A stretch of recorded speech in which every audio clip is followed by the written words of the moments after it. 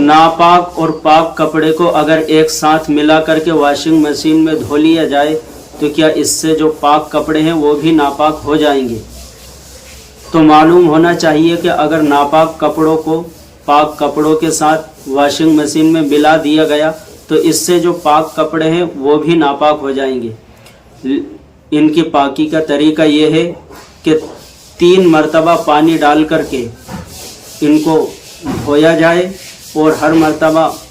کپڑے کو نچوڑا جائے یا واشنگ مشین کے ذریعے سے ہی اس کے پانی کو خشک کر دیا جائے، پھر اس میں پاک پانی ڈالا جائے، پھر کپڑے کو دھویا جائے اور پھر اسے نچوڑ دیا جائے یا واشنگ مشین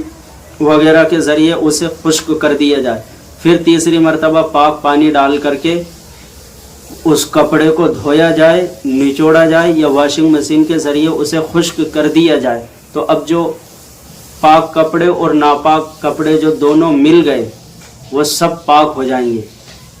اور اگر کسی دریا میں یا کسی تالاب میں ناپاک کپڑے کو اتنا دھویا گیا کہ اس کی نجاست ختم ہو گئی،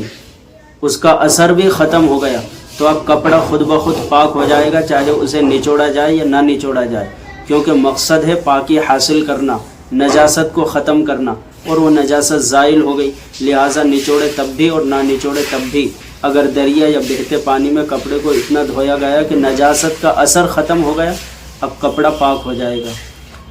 السلام علیکم ورحمۃ اللہ وبرکاتہ۔